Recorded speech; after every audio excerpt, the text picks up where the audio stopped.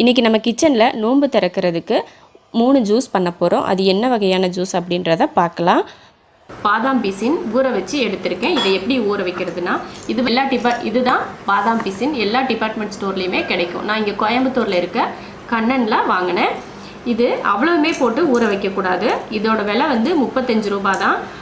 மொத்தமும் ஊற வைக்கக்கூடாது. இது போல் 1 இல்லைன்னா 2 நமக்கு எந்த அளவுக்கு தேவையோ அந்த அளவுக்கு ஊற வச்சா போதும். இது 1 ஊற வச்சாலே போதும். நம்ம ஒரு சர்பத்துக்கு இல்லைன்னா ஜிகர்தண்டா யூஸ் பண்ணுறதுக்கு சரியாக இருக்கும். நான் 2 தான் போட்டேன். இந்த பவுல் ஃபுல்லாக வந்திருக்கு. 6 மணி நேரம் இல்லைன்னா 8 மணி நேரம் வரைக்குமாவது இது ஊறணும். அப்போ தான் இந்த மாதிரி நிறைய ஜெல்லி மாதிரி கிடைக்கும். இது வந்து சப்ஜா சீட்ஸ்ன்னு சொல்லுவோம். நம்ம இதுக்கு முன்னாடி ஜூஸ் எல்லாம் போடுறப்ப இது போட்டிருக்கோம். பேசில் சீட்ஸ்ன்னு சொல்லுவாங்க. இதுவும் நான் கண்ணனில் தான் வாங்கினேன். இதோட விலை 100 கிராம் 20 ரூபா தான். இதுவும் ரொம்ப குளிர்ச்சி தரக்கூடியது, இதுவும் அதிக குளிர்ச்சி தரக்கூடியது தான்.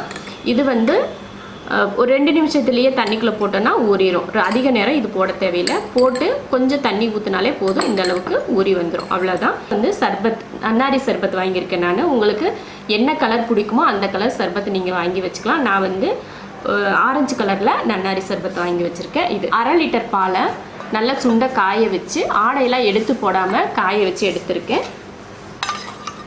இந்த பாருங்கள், இந்த மாதிரி ஆடை எதுவுமே எடுத்து போடக்கூடாது, அப்படியே தான் இருக்கணும். நல்லா 1/2 லிட்டர் பாலை 1/4 லிட்டர் பால் வர வரைக்கும் நல்லா சுண்டை காய்ச்சி நான் ஃப்ரிட்ஜிலேருந்து இப்போ எடுத்து வச்சுருக்கேன். அப்புறம் வெண்ணிலா ஐஸ்கிரீம் எடுத்து வச்சுருக்கேன். ஒரு கிளாஸில் பாதாம் பிசின் சேர்த்துக்கலாம்.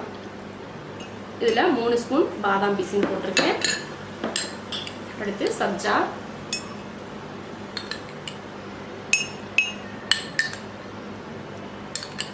அதுவும் 2 ஸ்பூன் போட்டிருக்கேன். இதில் 2 ஸ்பூன் சர்பத் ஊற்றிக்கலாம். பால் ஊற்றிடலாம். அடுத்து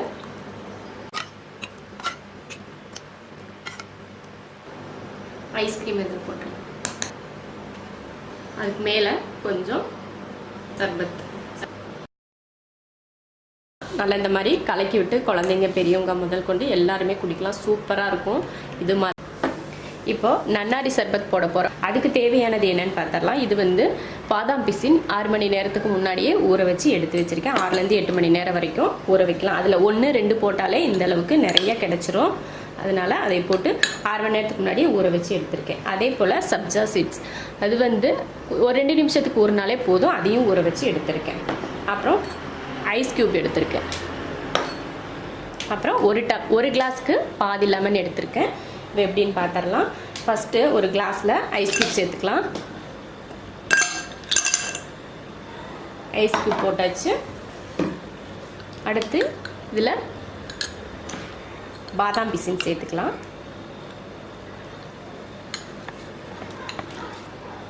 ஒரு 2 ஸ்பூன் பாதாம் பிசின் சேர்த்துருக்கேன். அடுத்து 1 ஸ்பூன் சப்ஜா, அவ்வளோதான். 2 ஸ்பூன் சர்பத்தை இதில் சேர்த்துடலாம். சர்பத்துலேயே இனிப்பு இருக்கும். நம்ம எக்ஸ்ட்ரா இனிப்பு சேர்க்க தேவையில்லை. அப்படி இனிப்பு பத்தலை அப்படின்னா மட்டும் எக்ஸ்ட்ரா இனிப்பு சேர்த்துக்கோங்க. கொஞ்சம் சர்க்கரை போட்டு, பத்தலைனா மட்டும் சர்க்கரை சேர்த்துக்கோங்க. இப்போ இதில் லெமன் புழிஞ்சிக்கலாம். அவ்வளோதான்.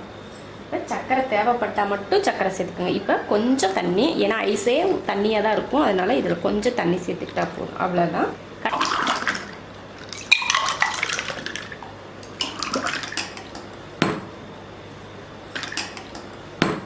இது போல் சர்பத் பண்ணி பாருங்கள், ரொம்ப சூப்பராக இருக்கும். மேங்கோ மஸ்தானி பண்ண போகிறோம். அதுக்கு 2 மாம்பழம் எடுத்து அதில் பாதி மாம்பழத்தை நான் சின்னதாக கட் பண்ணியிருக்கேன். மீதியை கட் பண்ணாமல் அப்படியே வச்சுருக்கேன். அப்புறம் ஐஸ்கிரீம் எடுத்திருக்கேன், வெண்ணிலா ஐஸ்கிரீம். அப்புறம் பால் கொஞ்சம் எடுத்திருக்கேன். இப்போ எப்படி பண்ணலாம் அப்படின்றத பார்க்கலாம். மிக்ஸி ஜாரில் மாம்பழத்தை போட்டுடலாம். நான் 2 கிளாஸ் அளவுக்கு தான் செய்கிறேன். அதனால தான் 2 மாம்பழம் எடுத்திருக்கேன். அப்புறம் 1 டம்ளர் பால் ஊற்றிக்கிறேன். 2 ஸ்பூன் சர்க்கரை, அப்புறம் வெண்ணிலா ஐஸ்கிரீம் சேர்த்துக்கலாம். அதுவும் ஒரு 2 ஸ்பூன் அளவுக்கு சேர்த்துக்கிட்டா போதும் வெண்ணிலா ஐஸ்கிரீம். இப்போ இதை மிக்சியில் வச்சு அரைச்சிக்கலாம். சூப்பராக அரைச்சாச்சு. இப்போ கிளாஸ்க்கு மாற்றிடலாம். இப்போ கிளாஸில் கட் பண்ணி வச்ச மாம்பழத்தை சேர்த்துக்கலாம். கொஞ்சமாக சேர்த்துக்கிட்டாலே போதும்.